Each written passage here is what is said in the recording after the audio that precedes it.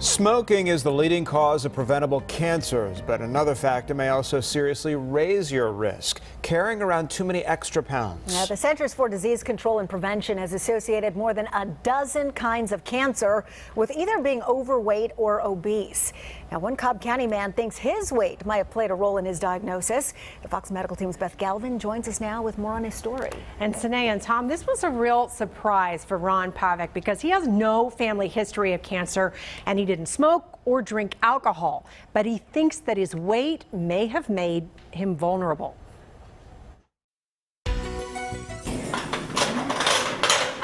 At 62, Ron Pavuk is much lighter and much healthier than he used to be. This is the Cobb County trucking company owner just a few years ago. He was about 250 pounds, taking daily medication for high blood pressure and spending his nights hooked up to a CPAP for sleep apnea. Oh, and his eating? Not good.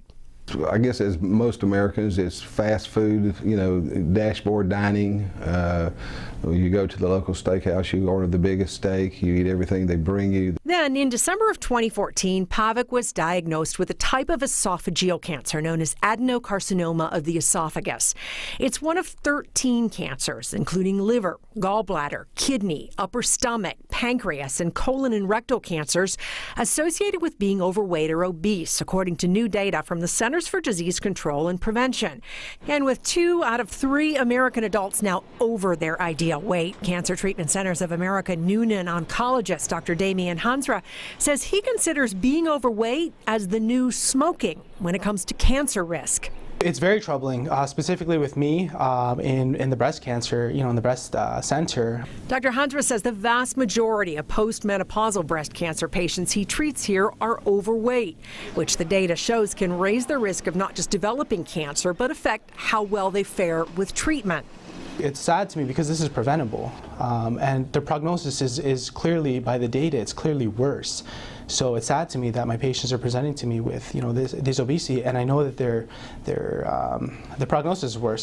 In 2014 alone, the CDC says 630,000 Americans were diagnosed with a cancer associated with being overweight or obese, making up about 40% of new cancer cases that year. But Dr. Hansra says weight can be a delicate subject. I definitely ask my patients first, hey, do you think you may have a problem with your weight? And the vast majority of patients, they say, yes, you know what, doctor, I think I do. As Ron Pavuk pushed through chemotherapy, radiation, and then surgery at Cancer Treatment Centers of America, his wife Gail tackled the way they were eating. And by the time he rang the bell, signaling the official end of his treatment, Pavuk was well on his way to losing 80 pounds. Today, the couple tries to eat mostly organic produce and smaller portions, and they also eat out less and pay attention to what they're eating. We still dine out and we still fudge. I'm a chocolate freak and I like my pastries and so forth, but eating early is a big key for us. Ron Pavuk considers cancer his wake-up call that has helped him get healthier than he's been in decades. And the Centers for Disease Control and Prevention says it's really important for healthcare providers to measure their patients' weight and height and body mass index. But the challenge for many patients is when they're told they're overweight, finding resources like programs that can help them lose the weight and get more active.